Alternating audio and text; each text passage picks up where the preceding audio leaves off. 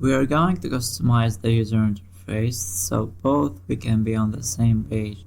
So first I just want to change the shelf icon size, going to display as text, and going to collapse it by hitting this little arrow like this. I'm going to repeat this process here. Now we immediately have much more space to work with.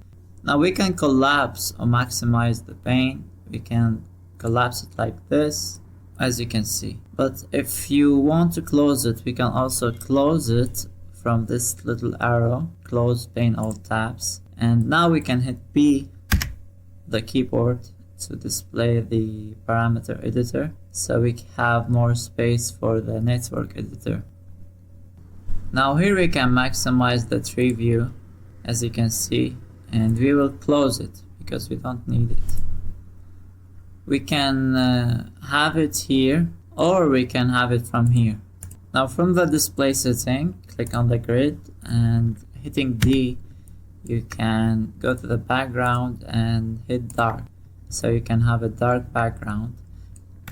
So this handle allows us to slide the panels, or switching them, or changing the layout from vertical to horizontal. Now each pane has tabs. Here for example we have the geometry spreadsheet. Here we have the tree view. You can change the context of a tab, right clicking to change what the tab contain. You can like maybe have the network here, or the parameter editor here. And we can create new one hitting this plus, new tab, maybe tree view, and we can close it hitting this little close tab. If you want to split pane, you can hit from here, split pane top bottom, and here we can maybe select geometry spreadsheet.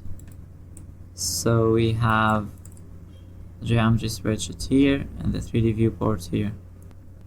You also have the option to tear a tab from here, so if you want to put it on a separate monitor. Now after we are done with the customization, we can go here and save current desktop as. We can type in a name and hit save. Also the display option, when we hit D, we can save as default. Now to make this as our startup layout, we go to Edit, Preferences, General User Interface, and Startup in Desktop. We set the custom layout here and we hit accept.